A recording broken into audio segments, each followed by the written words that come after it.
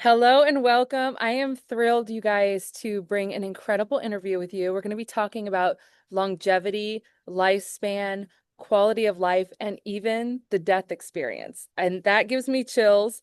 My guest is incredible. She owns an elderly home, a senior home, and it's been in her family for generations and generations. And they've incorporated activation. And the stories I heard were just nothing short of goosebump raising, shiver in your spine, incredible. And I need to get this information out to the world. So I asked Shanell to join me today and just talk about her experience with activation in her senior living homes. And Shanell, I just want to introduce you. She's incredible. She's got a heart of gold. She's the mother of 7 children. And again, she runs this senior home with so much heart and compassion. And you're going to see it's a lot different than maybe other senior homes you visited. So without further ado, Shanell, I just would love for you to kind of give us your background, before activation, sort of your family history with running these elderly care homes, and then we can kind of go from there. Okay. Yeah. So I actually grew up in an AFC home. I've lived in one since I was a little girl. My mom ran one. My grandma actually started one of the first ones and here. And so it's just been my aunt owns one also. So it's been a family thing that we've done for several years. And so growing up in one, it was a lot different than what I'm experiencing right now. Um, I actually couldn't wait to get out of it, to be honest with you. Like at 18, I just wanted to leave. I've seen so much death from a child and just they lived in our home, obviously. And so I would just get so close to them and I loved them, very relational, and then they would pass. Normally anywhere sometimes really quickly, but most of the time, anywhere from 6 months to 18 months was a long stay then. And so enough time to fall in love and love them like a grandparent, and then they passed. And the way they passed and the journey there even was always long and difficult. So when I was 18, I just decided that senior care was not for me. I was more geared towards children and wanted to go a totally different way. So I went to college for occupational therapy, wanted to work with kids more and that kind of thing, and got married and decided I wanted to be a stay-home mom and homeschool my kids. And so we kind of went a totally different direction. And several years later, my mom was had to step back. We had an emergency crisis in our family with my sister, and I kind of got the business, right in my lap very quickly. And I just knew that if I wanted to keep the business and if I even could do it, I had to do something different. And so I actually did start looking into supplements galore and acupuncture, just everything I could do to just kind of change the trajectory some. I really wanted to give golden years. I Mhm. wasn't seeing that. It just seemed like such a robbery. And it just seemed different than what I see in the Bible. Like it just wasn't the dying process wasn't just like and they went to sleep and they weren't still hiking a mountain at the end of their life and then passed. They were literally in wheelchairs, couldn't remember things, sometimes couldn't even feed themselves. Even to stand and pivot was like so much and it was just a lot. We had a lot of care. Um, it was sad to watch and I wanted something different. So I went on this long journey and thankfully I pulled in a doctor that had a little bit more holistic approach and he had just heard about LifeVantage and nutrigenomics. And And this so is yeah, how long ago is this? that was 10 years ago. Okay. And he tells Yep. you Well, about it. it was actually about 8 months after. So I owned it probably 8 months and was doing all this research when he came on and we started talking and I started sharing my heart on, there's got to be something different. And the medications, the hamster wheel of medications was not the answer and it wasn't making anybody better.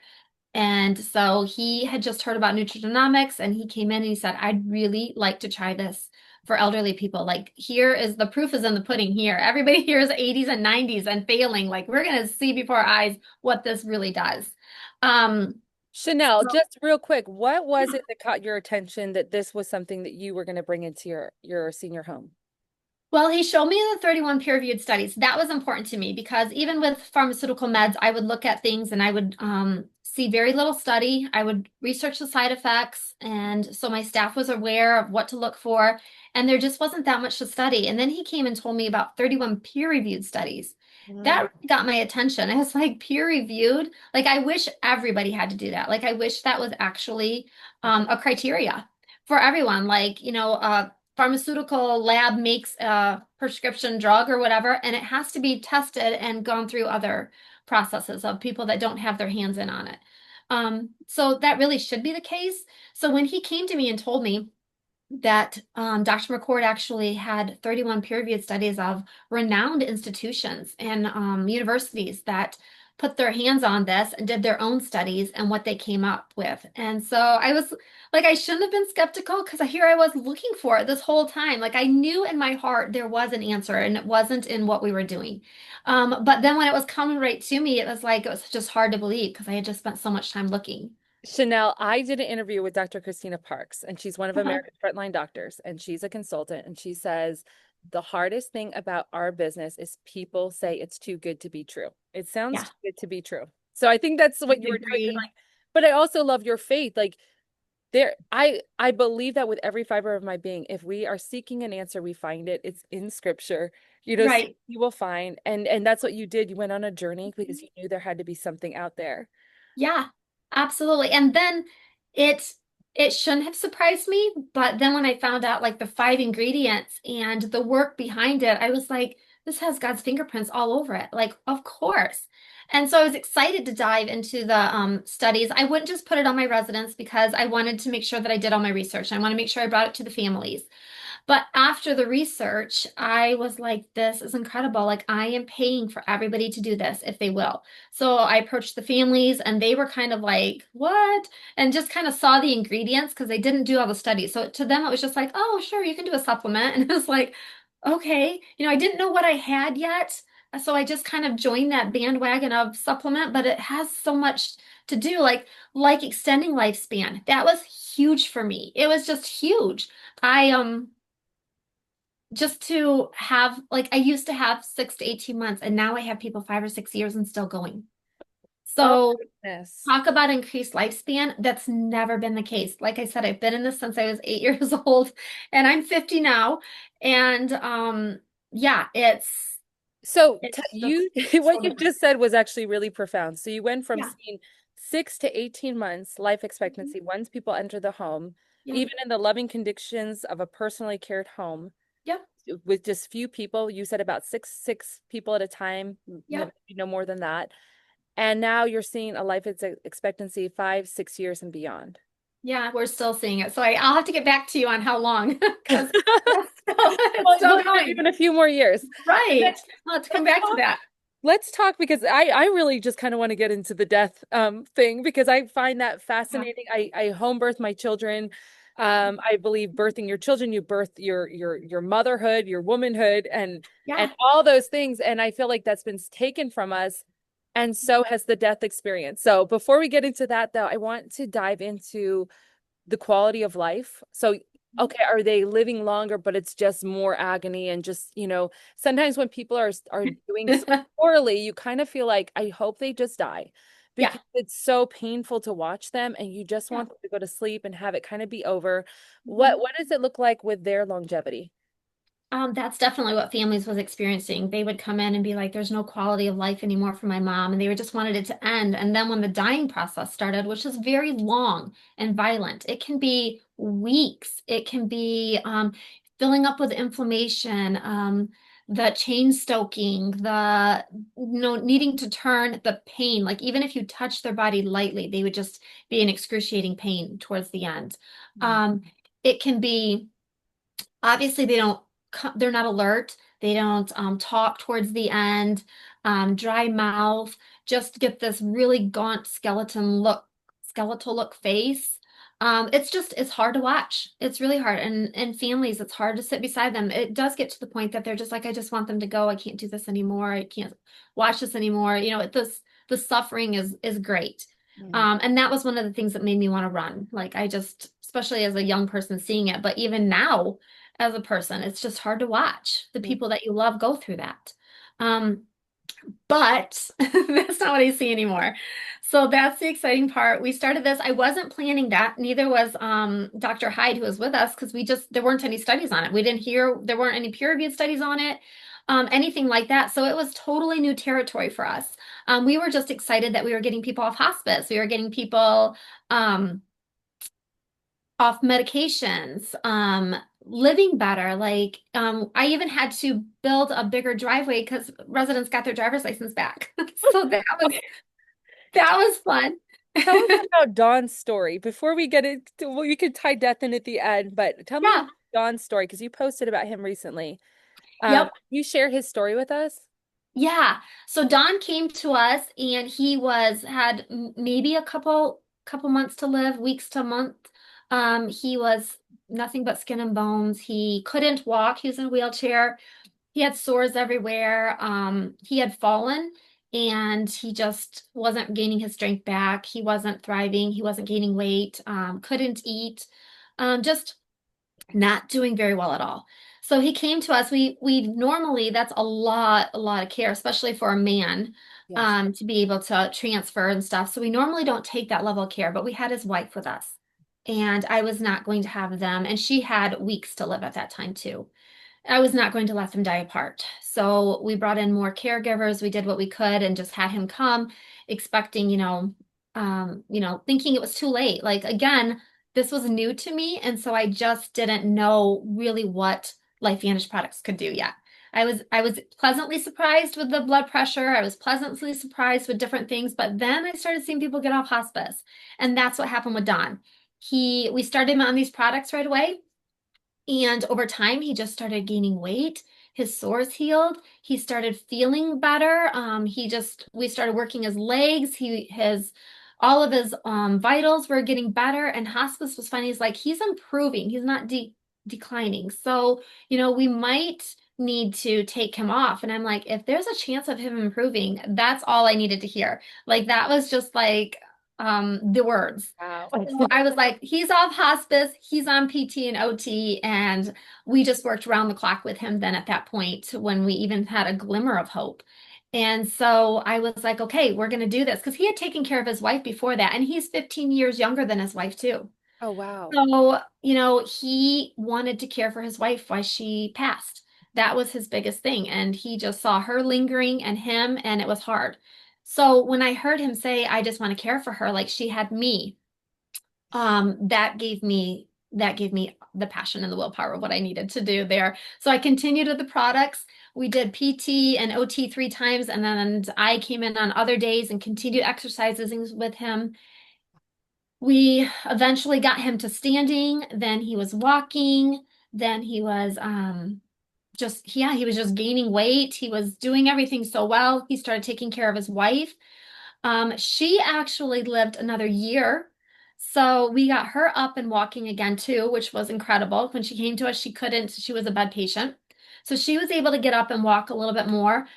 She came to us in January and she actually died Christmas morning of Oh, that year. So it was just under a year.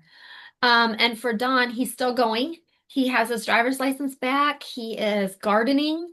He is teaching our kids how to garden. The staff brings children because the residents are doing so good. They play games, they do puzzles. So we have a lot of homeschool moms that work there. We have a lot of moms that have their children. So we allow them to come in. We have a playroom downstairs and all that kind of stuff. So we're just bringing the elderly with the youth together, and it's been a beautiful thing to see.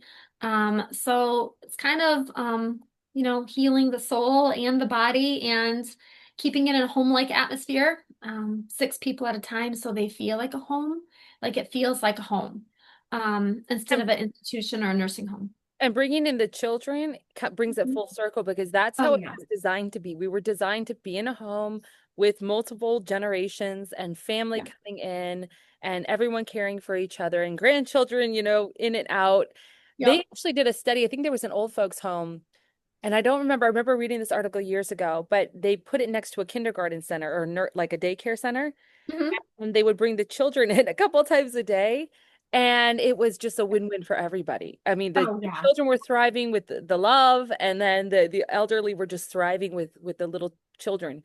Yeah. Absolutely. I have pictures of the residents and the kids gardening, dancing in the living room, playing puzzles, writing on, putting blocks together. It's amazing when you bring the two together. And we think sometimes it's the youth that's helping the elderly, but our kids need them too. Our Yes. kids need to know the history. Like I have a funny picture too of Don. He's got a cup with a string and going into the other room, and he's got the kid on the other side. He's like, these were telephones in my day. And so, joking and laughing, of course, and all this kind of stuff. But it does. It just, they tell them, they share the wisdom with them, and the kids love it. They take time to just cuddle. Where I feel like now, sometimes we're so busy and we just keep going and we don't spend time with our kids, especially parents nowadays.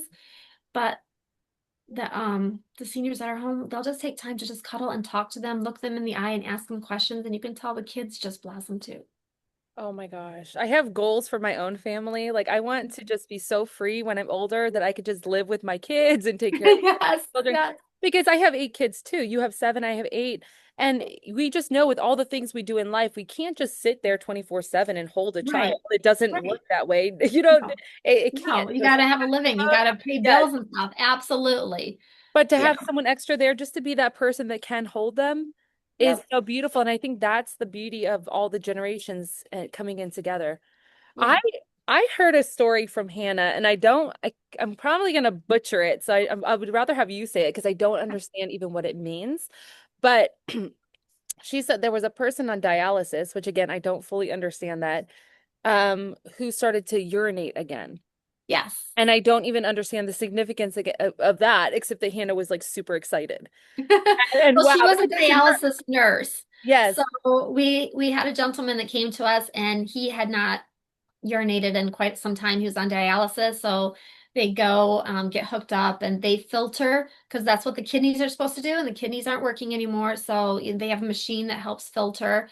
And so he had not urinated in a long time. And he came to us.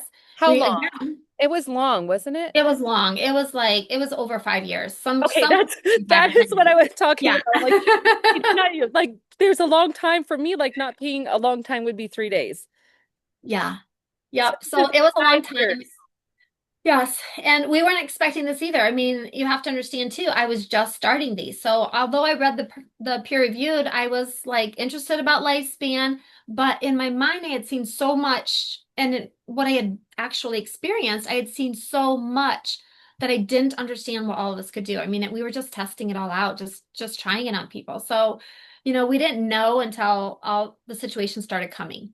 But he came to us and he was on dialysis. It was about 3 months in, and all of a sudden his bed was wet. And I was like, oh my goodness. And it smelled like urine. And I was like, there's no way.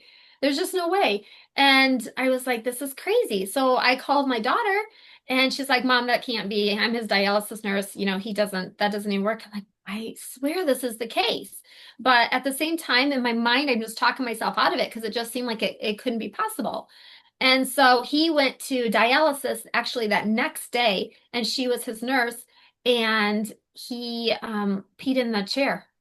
And she called me. She's like, "What are you doing? What have you been done?" And I'd already been telling her little things here and there, but she was just like, "That's nice, Mom. That's nice." Well, it was probably actually this. It was probably actually this. Was he on a new medication? Like supplements don't do that. And I was like, I agree with you, supplements don't. I was still learning the term activation and the difference at the time. And so I'm just was scratching my head like, what is going on in this place? Like things are changing. It's just right in front of my eyes. Different things are just like people who are like supranuclear palsy, progressive supranuclear palsy, that process to see it stop. And we had somebody like that, and it was Wait, supposed what to is be that? That is that again, these are and that's the cool thing about activation. It is there's so much science to it, but then you can just be someone like me who doesn't even understand all those technicalities, but be like, yeah. try it. The studies are there. What is that long word you just said? Progressive supranuclear palsy is a horrible degenerative disease, and it basically you lose all muscle tone. I don't know if you know Angie Huntley, but her dad actually died of that, Oh and it no. was a very horrible, horrible death. Is it like He was in his ALS? 60s. Is it Very similar to MS, ALS, as far as you don't, he couldn't even make eye contact. His wow. couldn't even, his tongue didn't work, like nothing. All his muscle tone just left. And so we had a lady that came to us and she was doing those board falls like they do. They just kind of stiffen up and fall back. And she has a dementia component too. She was combative when she first came to us. Um, and they just told us what it's going to be. And it was going to be hard and a lot. So, we had a Hoyer already, just, when she couldn't walk anymore and feeding. And so she came to us and she just kind of didn't get worse. She wasn't any better, but she wasn't worse. And that's not supposed to be the case. Like she was Because supposed to they go continue fast? fine. If Yes. it's like ALS, it can go very fast It's down. progressive. Yes, it just progresses. But she didn't. She just kind of plateaued and just stayed there. And pretty soon she wanted to walk herself. And we're like, that just can't be. But we're a year now into it. She actually had an appointment with a neurologist, which they didn't expect her to make it to the next appointment, but they had an appointment for her. And she went there and they're like, no, you can't walk by yourself. There's just no way. You have this, your fall risk. We don't advise this. And she came back really bummed. But at this point, she was getting better. Like from when I talked to Angie about how her dad passed, I'm like, wow, no, she started reading again. Like she was picking up books and Wow. reading. And she's like, what? And I'm like, no, she was feeding herself. She was, and she's like, Shanell, and this was the first resident I've ever had with this. It's not super popular. So I didn't realize what it was supposed to do until I compared notes with her. But I did know based on when she came, what the doctors were saying. They had given her a certain amount of time to live and told us, how it's going to progress and what it's going to look like. And there will be a point that we get hospice on and probably get more hands on deck to care for her. So we didn't see that. And it was kind of shocking. And he's like, well, you first not progressing like we would expect, but we're also not going to give you permission to walk by yourself. And so she was a spunky little one. She's a tiny little lady, like 4'10", like it was crazy. And she wanted to walk on her own. And so she would try and wait for us to pass, and then she'd quit, get on her walker, and try to hurry into the bathroom without us. And pretty soon she's holding her walker. She's carrying her walker as she walks to the bathroom. And I'm just like, oh my goodness, the lady was just a pistol. But she made it to the next year for the neurologist appointment. And he just, at that point, he just threw up his hands and said, I cannot call it remission. I cannot call it you're cured. Like there's no such thing for this. I can just scratching my head and saying, for some reason, you don't have any markers. No And markers. no markers, no markers. She had no markers anymore, but he still wouldn't call it remission or cure, because there's no such thing. So he's just like, go home and walk, I guess. If you want to walk by yourself and you want to take that risk, it's up to you. And so she said that she did want to take that risk. And she lived another 3 years. And even when she passed, it wasn't at all like the death that Angie's father went through. That was just long and agonizing. Her family member got to be with her. We knew that it was going because pretty much what we see in the death process now is they sleep more, which I think the body, restores and when it sleeps. So it's just trying to sleep more. The body is made to live as long as possible, to have that last breath. And so when the organs are getting tired, they just kind of stop eating. The digestive, kind of goes first. So they slow down eating. They just reserve as much energy as they can. And so that's kind of what we see. Like hospice necessarily wouldn't put them on hospice because of what we see. Their vitals are still good. Like it's hard to get somebody in hospice with Mhm. just saying, hey, they're sleeping more and they're eating less. A couple times we've been able to because I know that's what it was. But for the most part, it's crazy. And she stays talking. They stay talking. Like one guy was singing hymns 10 minutes before he passed, with his family, and another her that morning even, she just was like, I don't feel like breakfast. I just want to sleep longer. And went back to sleep and she just didn't wake up. Um, Is it less pain? Also, I mean, yeah. we talked about inflammation, but something I've seen Yes. almost totally unrelated to this is I have seen people's, because we're mind, body, soul, it's all connected. Mhm. And there is something called the pineal gland, and it's like our God connection, right? And it Yep. gets calcified with all the toxins and toxicity. Mhm. Um, and we kind of lose that connection. And I have heard so many incredible testimonies about people becoming closer to God or being able to pray and being able to meditate, and being at peace once their body is activated. Yeah. Yeah, There's that absolutely. I element as mean, well that you're seeing in the death process, like kind of like a peace. yeah, definitely. I mean, for me, I have seen through all the years of doing this that as the soul, I mean, I think ideally God would love us to live spirit, soul, and then body. Mhm. But as the body starts to die, the soul will start to die. The spirit is naturally going to become more alive then, because it doesn't die. And so in that process, we see those kind of things, but we hadn't been able to see people talk through it, and stuff as much as we do now, because they would just, be in so much pain, and we'd be giving them so much morphine, which would make them stay kind of under. So you couldn't talk to them anymore. So they were getting lots of pain meds and just keeping them kind of snowed is what hospice does. Um, not all knocking hospice, it's the protocol. Yeah, You keep somebody out of pain. People want to be out of pain too. yeah. Um, but we didn't see people in pain. And they weren't filling up with fluid and inflammation. They stay talking and they stay alert. I mean, they're aware. It's kind of weird. They'll talk to us and they're aware that they're passing. They'll say things like, I don't have much longer. So they feel their body like Wow. losing strength, but they're able to speak it. And we'll be like, "No, you're fine. Look at you." And they're like, "No, I'm not going to live much longer." And we're just like, "What are you talking about?" But it's true. Within a month's time, usually we'll just see them slowly stop stop eating, sleeping more, that kind of stuff, but we don't need the morphine on board and things like that. Um, a lot of times when they get to the end and they're not getting out of bed, hospice will try and be like, well, let's just get ahead of it.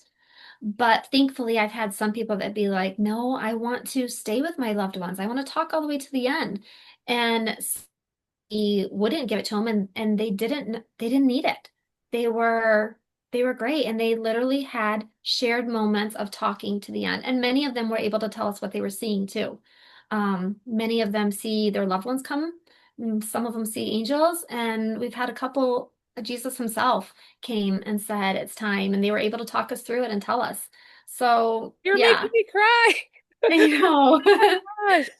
And then yeah, these are actually really beautiful things to talk about because like yeah, even, comparing it to birth, no one ever talked about birth when I was growing right, up.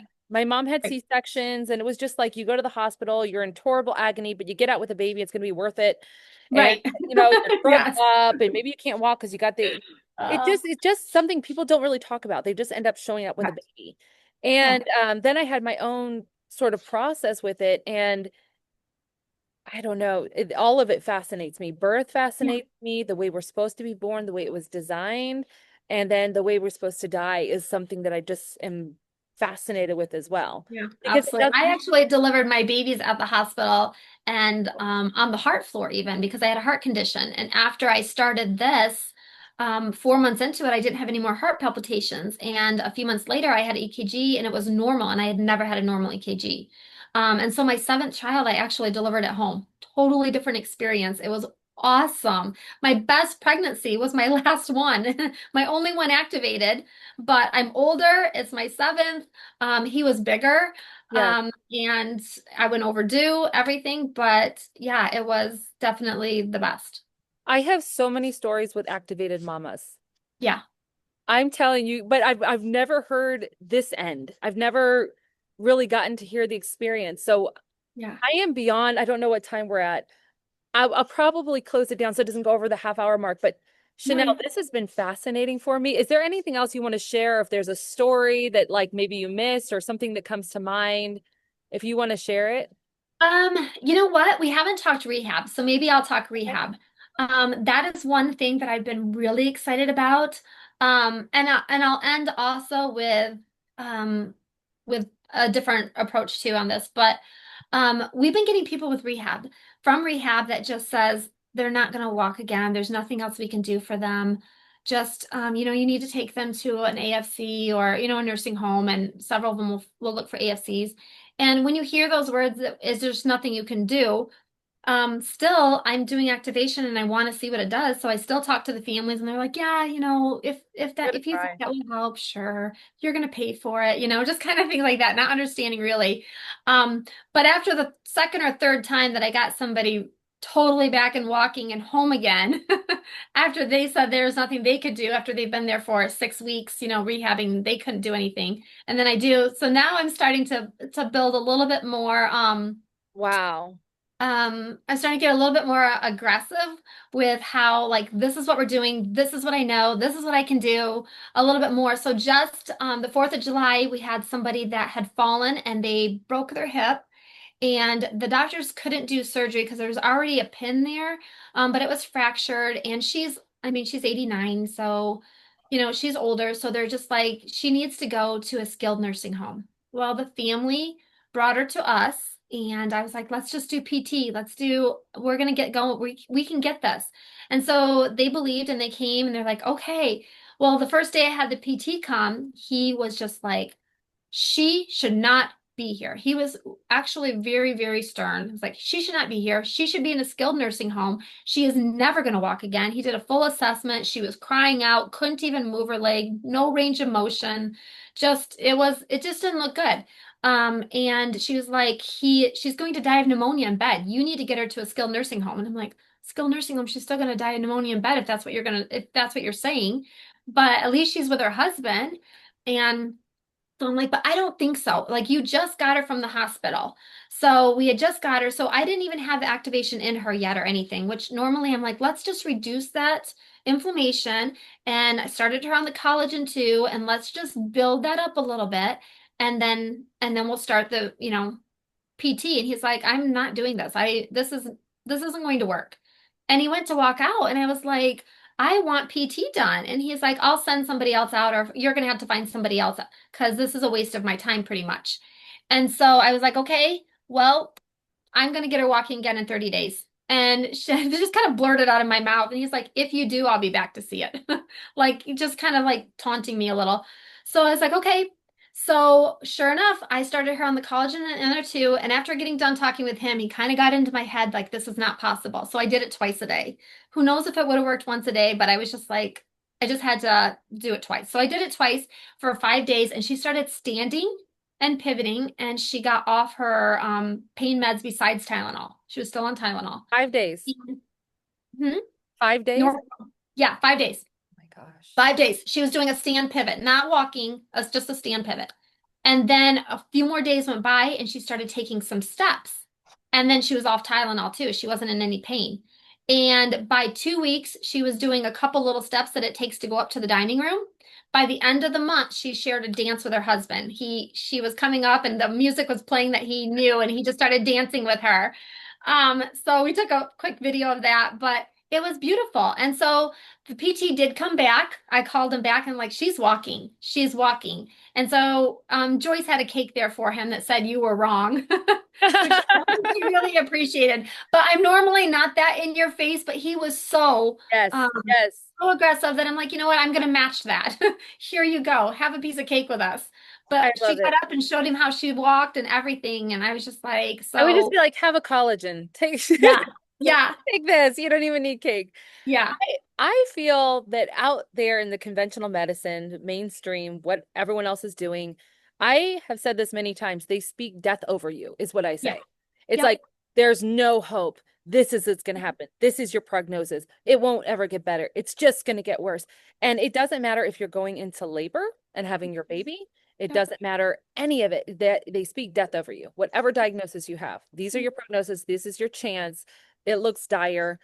And in our world of healing and the natural approach, especially when it comes to activating the God-given systems in the body, I feel like it's a walk of faith, hope, and charity. It's like I have faith, Absolutely. I believe. I don't, and we don't even know what it's going to do because it's not like a Tylenol pill that says in 20 minutes it will take away your headache. Right. It is a faith walk because we're like, I know the science is there, I know the empirical data is there.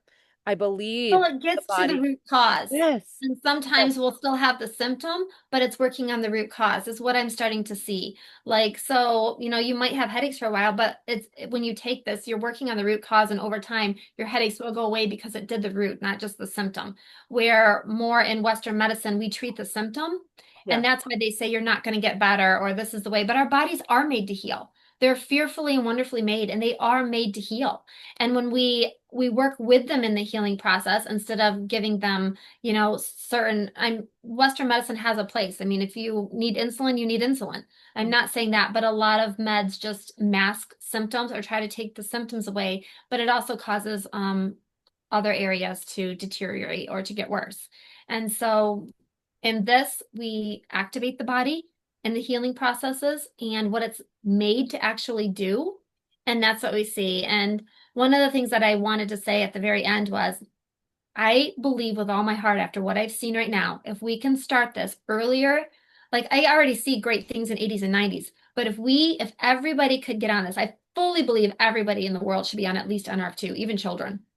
Like what we're being exposed to with toxins is crazy right now. But I do believe everybody should. But I also think if people get on this early enough, I really believe we could shut my business down. And you know what? I'm game on. Let's try it. Let's do it. Like I shut my business down because people have to stay at home. Like have to stay at home. They get to stay at home and they get to die at home in peace where they should be. Like I want to be obviously the next best place to home, and we do. We love our residents. We care for them. We nurture them. But if I can get them home, it's always my goal. And I hadn't ever been able to do that before now, and now I get people home again. Like and they thought it wasn't possible. Wow. I have And driving again. I have no John's still with us. He's driving, he's gardening, he's doing great. So, and he looks younger. We even posted a picture on our Facebook the other day, and a lady commented that had her mom several years before, and he's like, "Oh my gosh, he looks better than he did 3 years ago." And I was like, "Yeah." She's like, "How is he getting better?" I was like, "Yep." So Chanel, it's that is so I it just I never cease to be in awe of what the body is able to do. yes, And absolutely. I just want to thank you with from the bottom of my heart for sharing this interview. And now I probably after I end it, I'll have actually I do have one more question Yeah. because I'm sure a lot of them are on tons of medications when they come in. And we know that our products do not have any contradictions or anything like that with whatever medication someone is on. Can you talk to that just a little bit and just what your process is? Yeah. Blood pressure medicine, we usually see that needing to be weaned and corrected somewhere between 6 months and a year. For somebody that's been on blood pressure medicines for years and years and years, it regulates. It's crazy. Um, Also pain meds, even anxiety meds and stuff like that. We've seen decrease. We've seen neuropathy. We've had people decrease in gabapentin, like right along, just kind of wean quite right off from it. It's really crazy the things that we see. It's not uncommon to have somebody come. It's really sad with like 17 meds. Mm, And and usually right now we have a lot of people on just plain their supplements and maybe, just one other one for something or, that they just don't want to get rid of type thing. Or the doctor is just like, you've been on this forever. Everybody in their 80s is on this med, so let's just yeah. keep you on it. So we've seen that too. It's like the faith and fear model. That's what I feel Yeah. like. It's the faith Yeah. and fear model. I love that. I wanted to ask that question because there's a lot of people who are on their medications and they're afraid to start something new or they feel like it will contradict or something like that. And there is No, it doesn't contradict. As a matter of fact, we did have somebody with cancer, and she wasn't going to take chemo because her blood work wasn't there to be able to do it. She's older. We started her on this. Her blood work got better, and they decided to start chemo. And I talked with her and told her what this is. The doctors were saying to, not to stop. stop it, during chemo, obviously. And I just told her, this is what it is. Do your own research and you decide. And she's like, I think I'm going to stay on it. It's made me feel better. And obviously, it made my blood work better. So I could do this. I want to stay on it.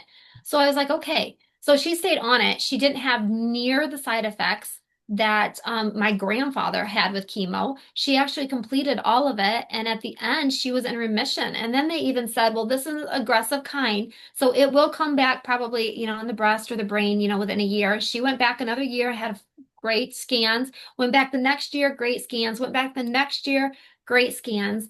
And then 6 months after that, her husband passed. And she died 5 months after that, even. And I think it was just more of a broken heart, but not of cancer. I And so, I know that there's a fear thing, and there's some doctors that will just look at it and say, oh, it has ashwagandha. We don't want you to do it for hormones, or we don't want. But what people don't understand is if they would just do their research on what it is, which is why I did that, is it's micro dosed amounts. Like they wouldn't even have to be put on a label because of it's such a small amount. Like it wouldn't even have to be put on the label. But obviously it's what ours is made up of. So these are the five ingredients. They're all micro dose, but together in a synergy is where you're going to get the power of activation. So it's not what it is. We're not taking something to supplement anything. We're taking something to activate. We're making you're pretty much swallowing a key to your body, love and it. we're just turning it on.